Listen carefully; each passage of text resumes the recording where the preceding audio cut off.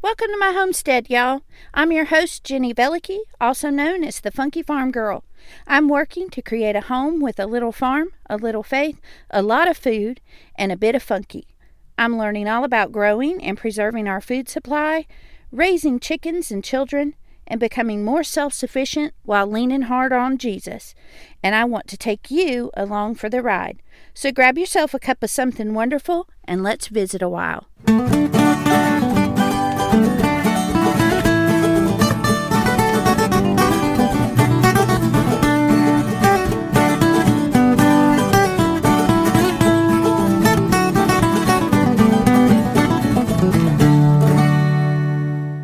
Hey y'all, this is Jenny Velicky and you're listening to the Funky Farm Girl podcast.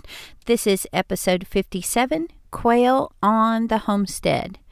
This week, I want to give you a rundown on everything you need to know about owning quail. We added quail to our homestead about a month ago, and we are loving the process. So I want to share that with you today. But before we get into that, let's talk about our weekly feature, what's happening on the homestead. This week, we are prepping for graduation. We are T-minus 10 days and counting until my oldest daughter, Gracie, graduates from high school. We are a homeschool family, so we will be hosting her graduation here at our homestead. We're going to have a private ceremony for just real close immediate family with a little cookout after, and then a larger party for everybody else.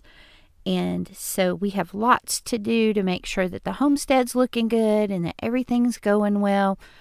And I'm just really excited to spruce up the homestead again. We had fun doing it for our vow renewal back in October.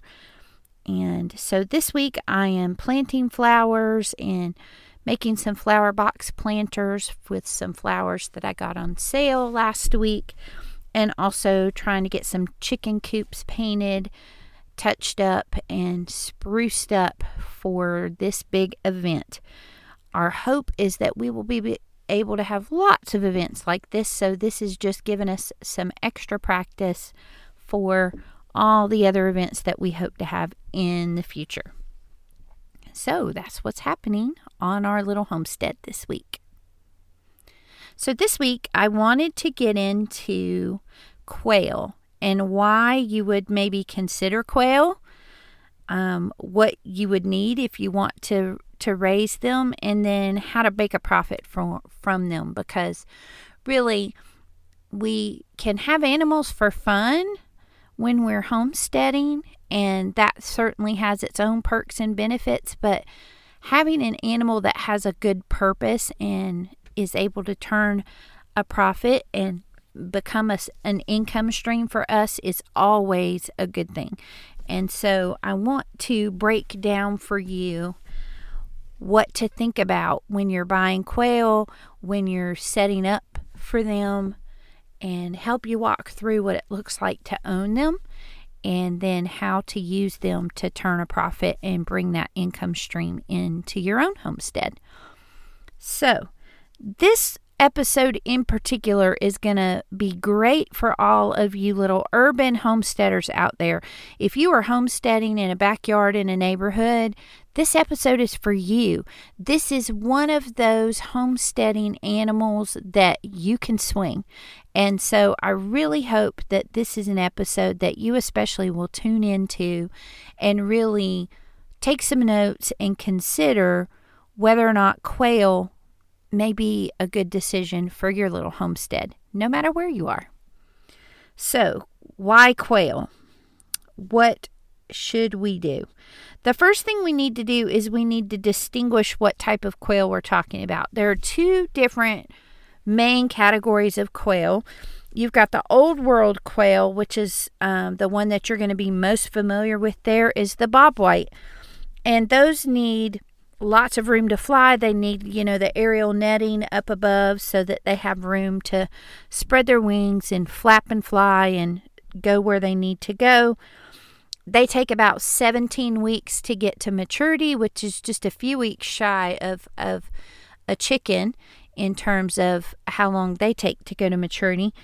And then they're really more suited for aviaries than for homesteads. They are able to be used for meat. They are able to be used as training for hunting dogs. And their eggs are good. But ideally, for a homesteader, it's just going to be more upkeep and trouble than it's really worth when it comes to all the benefits of quail. You're not going to really get them as much from that category. So that's the New World category with the bobwhite. And then we have the Old World category. And the main type of quail that we have in the Old World category is the Quaternics. And from that, there's going to be lots and lots of different breeds. You're going to have Golden and Tuxedo and Texas A&M and Pharaoh and all these different kinds that really distinguish feather patterns and coloring. But essentially, they are all the same bird. They just have different colorings and feather patterns to distinguish between them. And these are birds that you can raise in cages or in pens. They only take 6 to 8 weeks to get to maturity. And they're dual purpose breeds, so you can raise them for both eggs and meat. And these are available usually from hatcheries online, or you can find a local breeder that you can buy them from. So, why would you even want quail? What's the big deal? Well, let me tell you. Especially for urban homesteaders, quail can be a game changer. This can take you from a backyard gardener to a legit homesteader. And like I've said, homesteading is more about lifestyle than it is about location. So no, you don't even need to raise animals to be a homesteader. But being able to raise an animal that is HOA friendly, that doesn't take up a ton of space, that will fit in an urban backyard, can be a total game changer when you're wanting to implement things for food security, or just being able to say that you raise some of your own meat.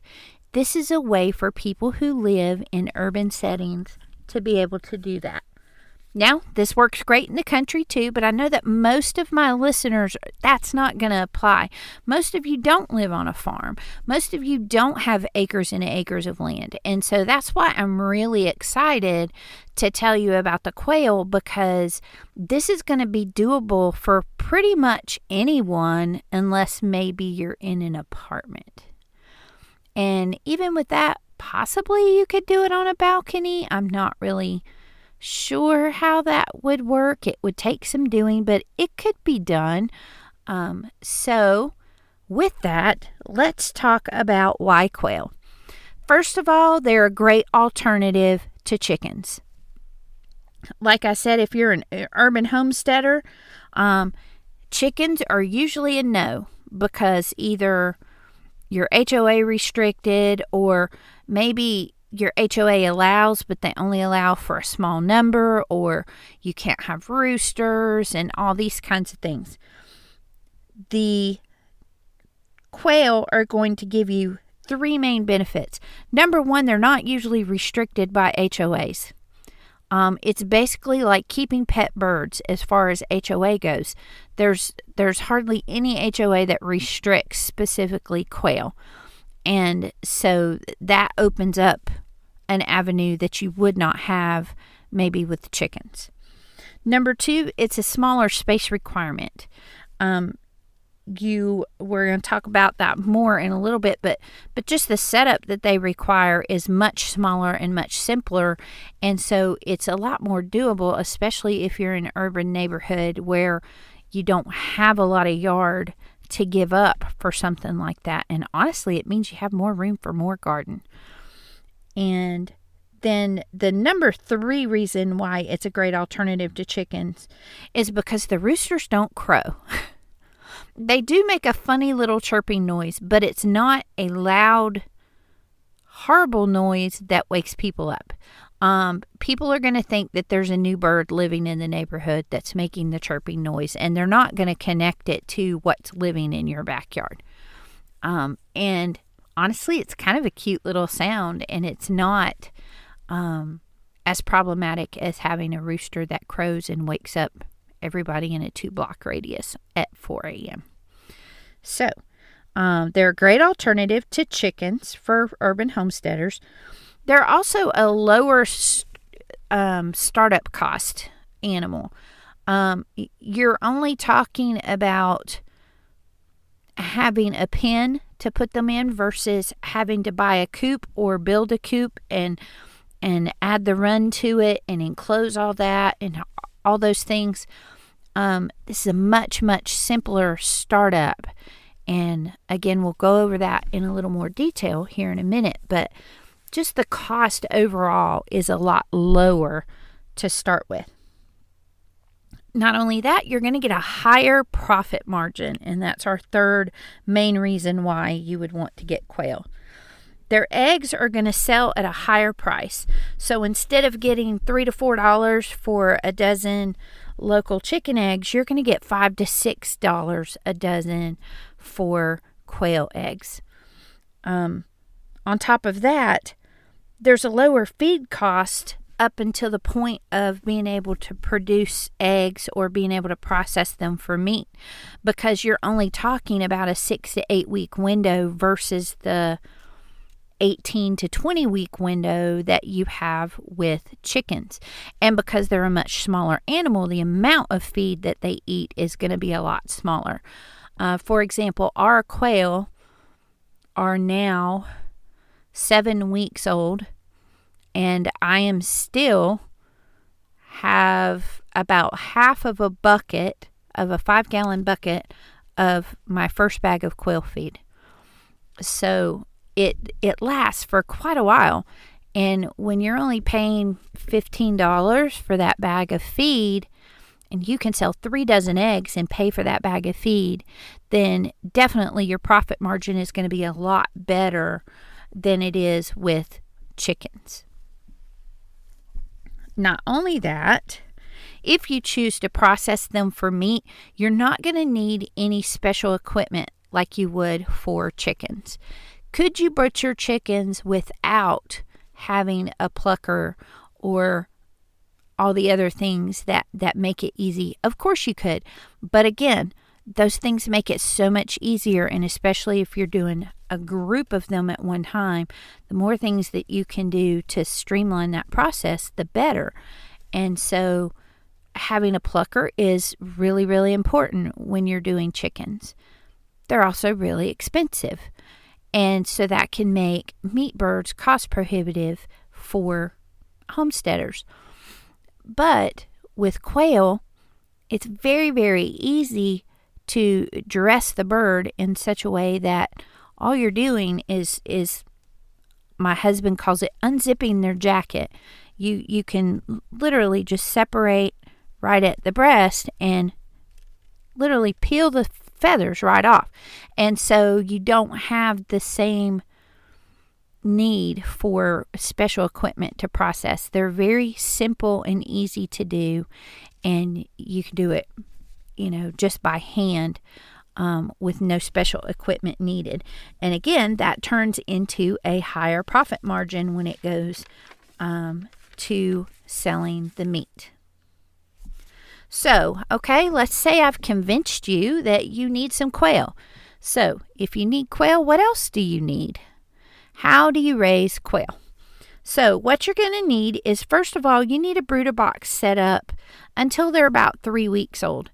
If it's less than 40 degrees outside at night, you're going to need a heat lamp as a supplement, just until they're a little bit older.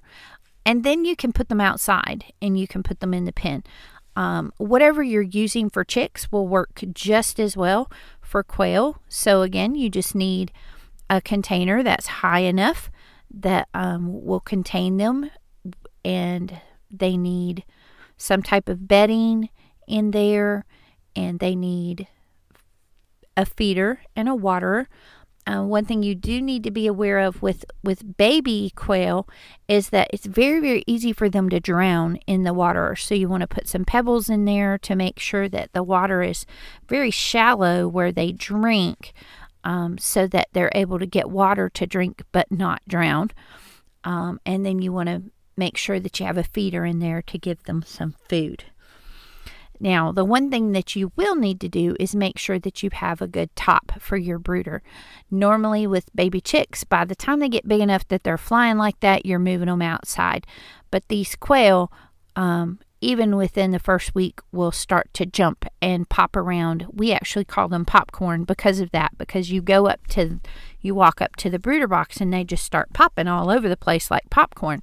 And you want to make sure that you can keep them contained. We did have one that got loose in the garage, and that was quite a feat trying to catch that little bird. So be sure that you have some type of screen or something. We just have a piece of chicken wire that's just long enough and wide enough to lay over the top and curl down on the edges as sort of a little frame that's the same shape as the brooder pen that we use. Once they're 3 weeks old or it's greater than 40 degrees outside, you can put them right out into the quail pen, and you're going to want to have something that either is a wood or a wire frame with a mesh floor. And the reason you need a mesh floor is because the main issue with raising quail is that their poop is very, very high in ammonia, and so it's going to stink pretty quickly. So if you have a mesh flooring in there, and you have like a tray or something underneath it to catch that, or it goes right onto the ground and then you shovel it out, then you're able to keep that a lot cleaner for a lot longer, and not have to be in there every other day cleaning it out. Again, you're going to need a feeder, you're going to need a waterer, and preferably they need to be outdoors. If you needed to, you could keep them in a garage or something like that. But you need to be aware that birds, when they are contained like that, and baby chicks would be the same way, are going to produce a lot of dust and dander. And that is a little fine film that will just stick to everything. And it can cause respiratory issues in your birds, and actually in you too if you're in that area a lot. So be aware, make sure there's ventilation, and put them somewhere where they can have some good sunlight. So that's basically all you need to know when it comes to raising quail. Mostly they're the same as chickens. They don't even need a nesting box. They will just stop and drop an egg wherever they happen to be at the moment. They prefer to be in groups, and so that works out really well. So how do you make a profit off of these birds? Well, as I mentioned earlier, the first thing that you can do is sell your eggs. And quail eggs at the local farmers market are going to go anywhere from $5 to $6 a dozen. It is not hard to get that much for your quail eggs because they're considered a delicacy and they're a little bit harder to obtain. People are really into the quail eggs because they have a larger yolk to white content in the egg itself, and they're really good as little small hard-boiled eggs to use as like a protein source, maybe if you're vegan. A friend of mine just recently made a quail egg curry where the hard-boiled quail eggs were the source of protein instead of, say, chickpeas or chicken. You can also pickle them, and they make great little pickled eggs, and you can fit quite a few in a jar compared to if you're doing chicken eggs, you need a lot larger container. And just overall, people really enjoy these eggs. It takes 4 to 5 quail eggs to equal one large chicken egg. So if you do the math, it's not really a great thing to use for baking or something like that. But when you're talking about maybe a little sunny side up egg, or bite-sized little appetizers and things like that, having bite-sized hard-boiled eggs, that type of thing. They're really, really good for that. So people will buy them. The thing that I recommend, what I did was I went to a local farm that has a market, and I talked to their owner, and I have an agreement with them that they are going to buy my quail eggs from me and then mark them up a little bit and sell them in their store.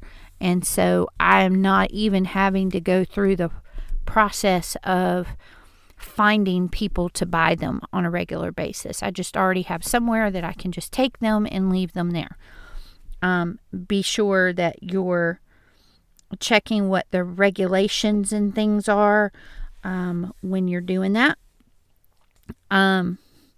Make sure that you know what the rules are as far as labeling and what needs to be included on that label, how many you can sell without needing an inspection, or how many do you need to what is that limit where from here out you have to be inspected and that kind of thing. Just be aware of what your local and state regulations are in terms of selling those quail eggs. On top of that, you can sell the meat. Again, you need to check your agricultural regs in your area, and you also will need to check the Fish and Game Wildlife regulations because they are considered a game bird, and so there may be some regulations in terms of that if it comes to processing and breeding game birds such as quail. So be sure to look into both of those and make sure that you're following the regulations in your area. But it's very easy to dress a quail, and then they are roughly the jumbo Quaternics that we have will be about 14 ounces for a male and about 18 ounces, 17 to 18 ounces for a female. And just good birds. So you can use those like you would dark meat chicken. It has a richer flavor. There's a lot of health benefits with quail. It has a higher iron content than even red meat beef. It has a lot of other nutrients in it that are really, really good for you. I'll put a link to that in the show notes so that you can read more about the health benefits of quail meat. And again, even if you're not selling that meat, if you're processing that meat and you eating it in your own family, because your overhead costs are so low, you're saving a bunch of money on your grocery bill. So even if they're not bringing in actual cash, they're saving you money when you go to buy groceries, because that's one less meat type that you're having to buy. And you can, last but not least, you can incubate eggs or sell hatching eggs, or incubate them and then sell the chicks. Because it is something that is growing in popularity. There are more and more people who maybe started out as backyard chickens, or maybe last year they wanted to do backyard chickens and could not because of HOA regulations, and now they're beginning to discover that, oh, I can do quail and get a lot of the same benefit as I would from chickens, but at a lower cost and be approved by the HOA. And so they are becoming more and more in demand. It's easier to do this with something like quail because roosters are less of a factor when it comes to quail. As long as they're raised together, they tend to do well. If they're raised together from the beginning, you don't tend to have too much fighting among the males. You do want to keep your count in line so that you don't have an overabundance of males, because then they will start to fight. But if you can even like subdivide your pen and put, a few male with all the females in each little area, even that's doable. If they are introduced as a grown bird, there's a higher chance that you're going to have fighting among the males. You do need to watch for aggression because they will be vicious little things when it comes to fighting each other. So do be aware of that. Do be keeping out an eye for it. But in general, if they're raised together from day one, they don't tend to have problems like that as much as they would if you were to introduce one later on. The way you can tell the hens from the roosters is the hens are going to be more light colored white with some speckling on their chest, and the roosters are going to have more of an orangey tint to their chest, and they're going to be a lot less speckled. That's the easiest way to tell. You can also do vent sexing if you're familiar with that, but if you're not, like I'm not, then that's an easy way to tell. I know that right now I have 7 hens and 1 rooster, and so right now that's working great for us. You can also, for a profit, depending on your viewpoint, you could choose to sell quail for hunters to use in training bird dogs. There are some of you that are going to have a real struggle with things like that. And guess what? The good news is they're your birds. You can choose what you do or don't want to do with them. This may be something that I may or may not use as an option, depending on my husband's side of the family. They love to do a lot of hunting, and if that's something that they're interested in or know people who want to do that kind of thing, then that may be something that I'm willing to work with them and figure out an arrangement for. But again, they're your birds. If that's something that doesn't appeal to you at all or is even offensive to you, guess what? You don't have to do it. It's totally your decision. So, in summary, quail are a great addition to any homestead, but especially if you're in an urban setting. They provide meat, they provide eggs, and they can provide income. So I really urge you to consider quail on your homestead. So I'm going to end this episode with a new segment that I hope to do each week. One of the benefits of being a podcaster is that I get to preview a lot of really great gardening books. And I want to begin to share some of those with you guys and give you some suggestions. I know that I talk a lot about always be learning and to add to what you know and to read good books and to listen to podcasts and blogs and YouTubers who are doing the things that you want to learn. And so I want to begin to highlight some of these great books that I've had the privilege of previewing and give you some good recommendations on books that you can add to your homesteader's library. And so the first book that I want to highlight this week is the Modern Homestead Garden, Growing Self-Sufficiency in Any Size Backyard. And this is by Gary Pilarchik, and he is known as the Rusted Garden on YouTube. And he really wants to help you transform your space into an edible landscape. He has advice on the best crops to get you growing quickly, where to place your first homestead garden, troubleshooting common issues, managing garden care tasks efficiently, feeding plants naturally, and enjoying preparing and preserving the harvest. And he says modern homesteading is about cultivating self-sufficiency and self-reliance no matter its level. In the book, there is a quote, and it says, I want to simply encourage you to start, learn, and become.